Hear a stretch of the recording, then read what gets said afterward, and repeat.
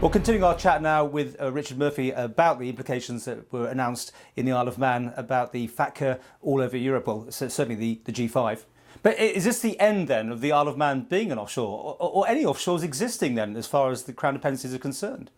No, it's not the end yet, of course, because this only relates to a multilateral agreement with some European countries, by no means all European countries. It doesn't apply across the whole of the EU. It's only with the 5 major countries inside Europe.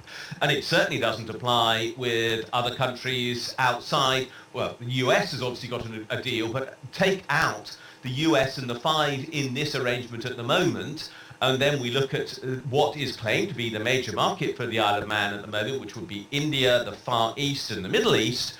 And frankly, there's no effective information exchange with those places at all. The greatest abuse resulting from the use of tax havens at the moment is not actually, almost certainly, to countries like the UK, although I'm worried about that. The greatest abuse is that which is created in developing countries, whose leakage to tax havens is enormous. It's very obvious from the marketing that is now going on from all the Crown dependencies that that's where they see their main focus as being. There is a problem there. It is going to be a continuing crisis for them, that they are going to lose tax havens. These deals aren't being extended to those countries yet. So the market for tax haven abuse will continue, but just not with the mainstream European countries and the US at the moment. The pressure on the tax haven industry is growing, but unfortunately we have not yet got the right mindset amongst the major leaders to extend the privileges that they're demanding to the developing countries of the world where the greatest damage is caused. Do you think eventually, though, that the Isle of Man could be almost, in a sense, of bankrupt if it can't do these sort of things? And that's how the Isle of Man has obviously benefited and played its life so far, really, hasn't it? I mean, where will you be happy to see the Isle of Man? Well, the Isle of Man has actually tried to develop other markets for its activities. The Isle of Man is not the most important tax haven with regard to what I would call illicit tax evaded funds. We know that. It is very clear that if we were to take a scale of 1 to 10, then Isle of Man would be 3 compared to Jersey's 9, for example. Switzerland would be 10. So it is much smaller in terms of its participation in this sort of market activity than the trust-dominated business in Jersey.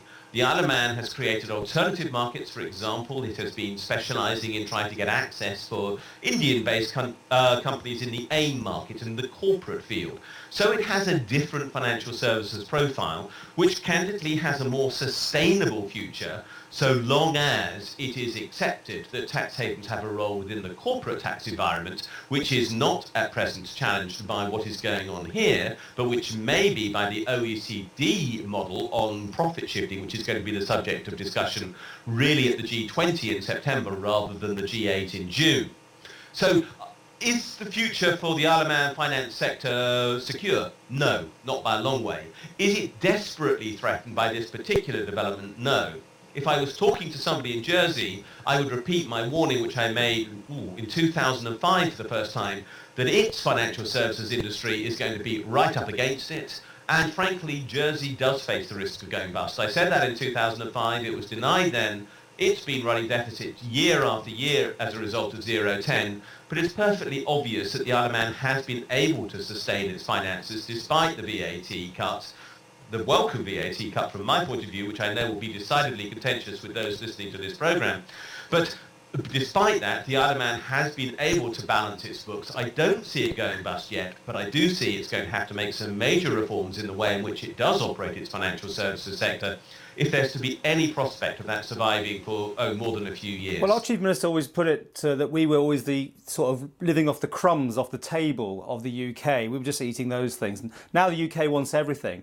What do you say, though, to what's going on in the City of London? I mean, I think you've got quite strong opinions about what they're up to compared with the Isle of Man. It makes us look very small, doesn't it? Well, look, in my opinion, the Isle of Man is simply a branch office of the City of London.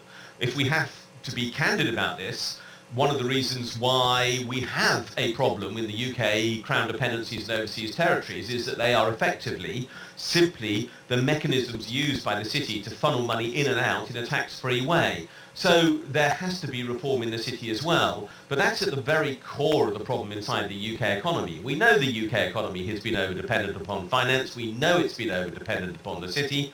That's not a new phenomenon. Let's take this back into history. In 1066, William the Conqueror conquered England, but he made peace with the City of London because he wanted a loan to pay for the war he had just conducted. It's as old as that is the division between the City of London and the rest of the United Kingdom. So that problem is real, it's ongoing, there has to be reform, the banking system has to be completely revamped in the UK to make it viable in the long term. We're not seeing the appropriate moves there at the moment. George Osborne has today basically called for a reintroduction of light touch regulation, which will be a disaster.